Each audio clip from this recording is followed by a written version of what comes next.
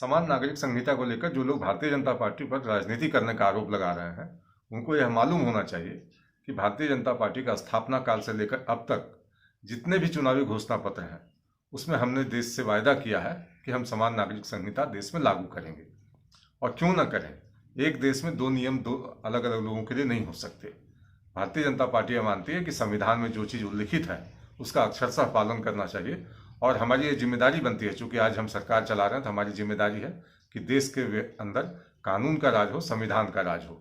और जो लोग सिर्फ संप्रदाय के आधार पर लोगों को डराने, उनको भरमाने की कोशिश कर रहे हैं, कल प्रधानमंत्री जी ने भी कहा है कि हमें उन तक पहुंचना है, उनके मन में जो बातें भ्रम फैलाई जा रही हैं उनके बीच, उनको दूर करना है, सबको साथ लेकर चलना है।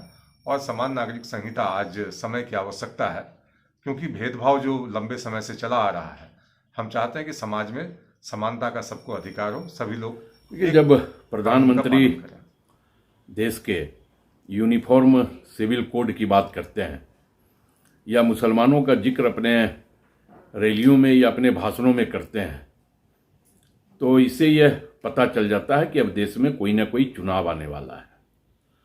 क्योंकि प्रधानमंत्री जी जब इस देश में चाहे विधानसभा का चुनाव हो या लोकसभा का चुनाव हो, जब चुनाव का समय आता है तब प्रधानमंत्री जी के मुंह से मुसलमानों की बात निकलती है, यूनिफॉर्म सिविल कोड की बात निकलती है।